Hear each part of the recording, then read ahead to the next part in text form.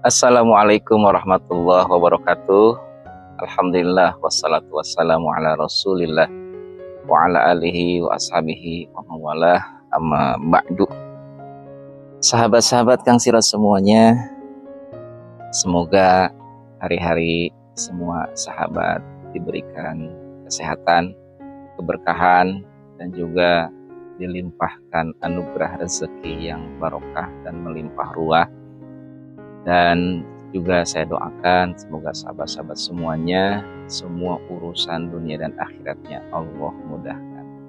Dan bismillah, kita semua menjadi hamba Allah yang taat dan takwa kepada Allah Subhanahu wa Ta'ala. Sahabat-sahabat sekalian, pada video kali ini saya ingin berbagi ya. Ketika kita sedang tidak punya uang sama sekali, apa yang harus kita lakukan? Yang pertama, teman-teman sekalian, tetap tenang ya. Jangan panik. Tenang ini karena kita yakin bahwa Allah itu sejatinya kan membagikan rezekinya setiap hari tanpa putus. Banyak sekali ya yang Allah bagikan kepada hamba-hambanya. Ya, jadi tenang saja. Kemudian yang kedua, terus berdoa. Ya, terus berdoa sama Allah. Doa itu ibaratnya kita sedang menyiapkan wadah atau tempat untuk menerima rezeki dari Allah Subhanahu wa Ta'ala. Doa itu adalah senjatanya orang mukmin. Dan di antara doa yang harus kita lakukan, ya, perbanyak sholawat dan istighfar. Sholawat dan istighfar. Sholawatnya bisa yang paling mudah dan simpel, yaitu sholawat Jibril. Sallallahu ala Muhammad, sallallahu ala Muhammad, sallallahu ala Muhammad. Terus itu tidak pakai jumlah, ya, sesempatnya kita dan sepanjang hari. Ketika ngobrol ya sholawat, lagi ngobrol nih hatinya sholawat. Apalagi lagi sendiri ya.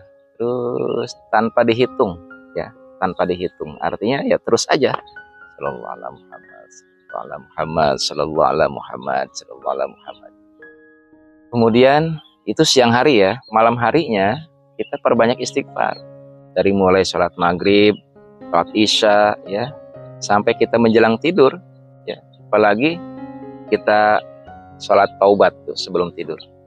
Ya, itu untuk untuk minta sama Allah agar dosa-dosa kita diampuni.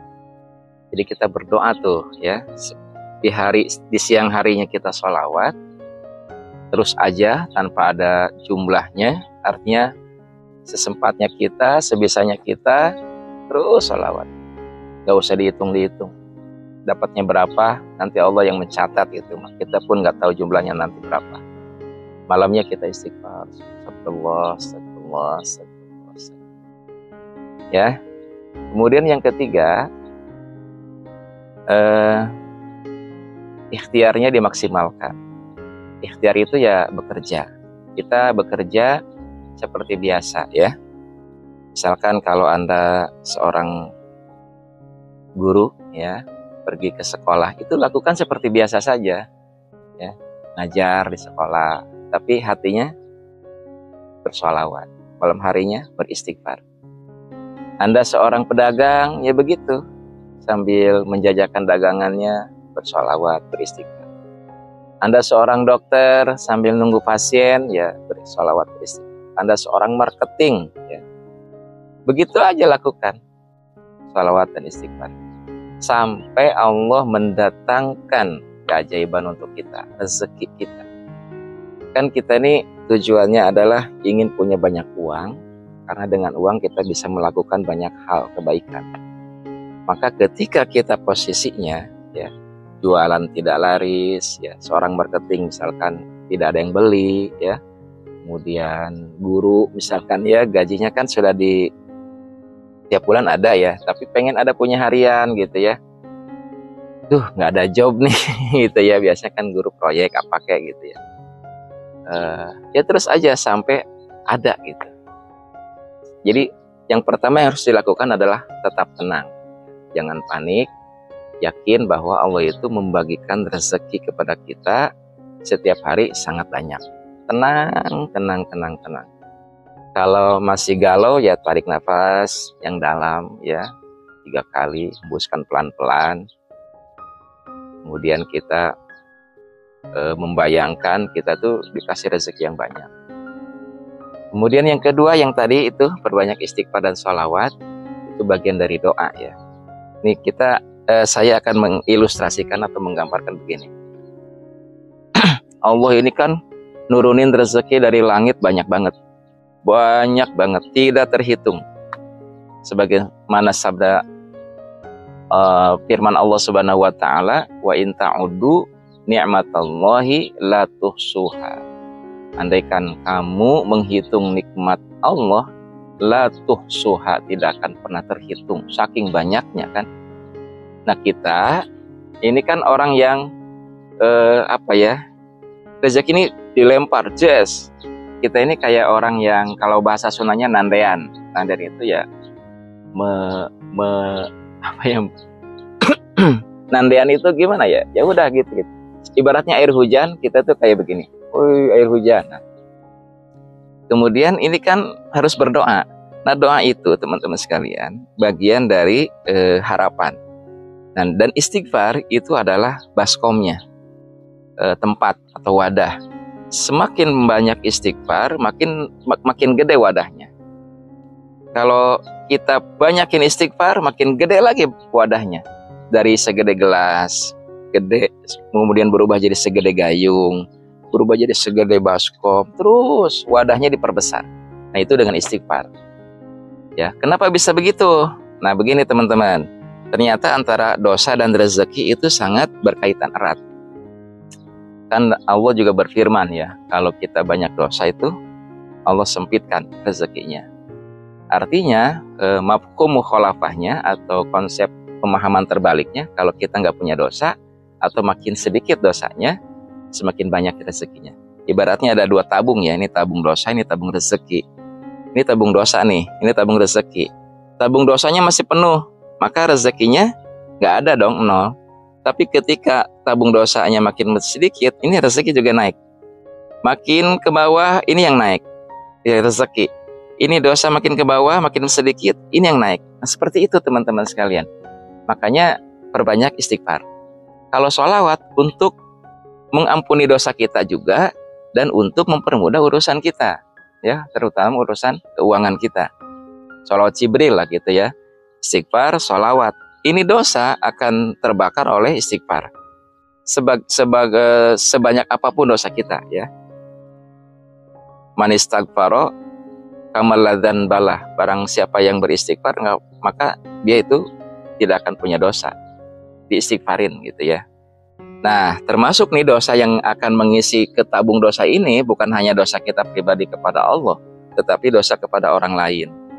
Makanya jaga perasaan orang lain. Jangan sampai hati orang lain itu tersinggung oleh perkataan kita.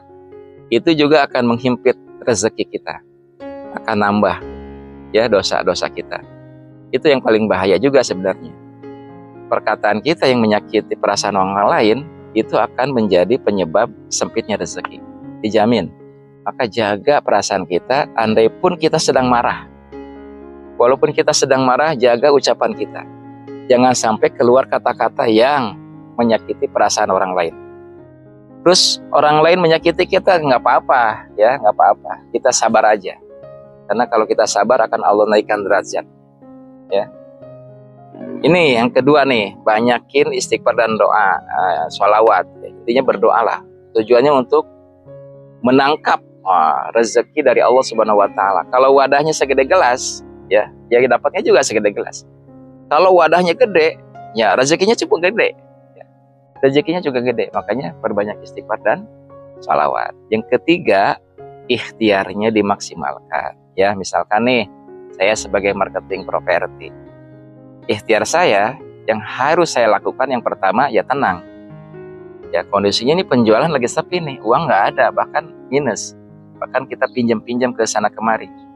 Ya udah tenang, yakin bahwa Allah itu udah ngasih rezeki kepada kita, ke semua hamba-hambanya, semua makhluk di alam dunia yang hidup di dunia ini, itu Allah kasih rezeki. Wa ma min dabatin fil ardi illa 'alallahi rizquha. Hanya saja nanti siapa nih yang dapat rezekinya? Yaitu yang pertama berdoa nih, memperbesar kapasitas wadahnya untuk menangkap rezeki dari Allah, kemudian maksimalkan ikhtiarnya. Maka yang harus saya lakukan, saya adalah harus perbanyak istighfar, perbanyak sholawat. Kemudian saya berikhtiar. Ikhtiar saya ya promosi, iklan, dan sebagainya. Nanti hasilnya akan mengerucut tuh. Dari hasil ketenangan batinnya, ya yakin bahwa Allah akan mengasih rezeki. Kemudian kita memperbanyak sholawat kepada Allah, Rasulullah, dan memperbanyak istighfar kepada Allah, dan kemudian kita maksimal ikhtiar, maka akan menjadi mengerucut adalah hasil yang maksimal. Itu ya teman-teman sekalian. Semoga bermanfaat. Share video ini dan jangan lupa subscribe. Assalamualaikum warahmatullahi wabarakatuh.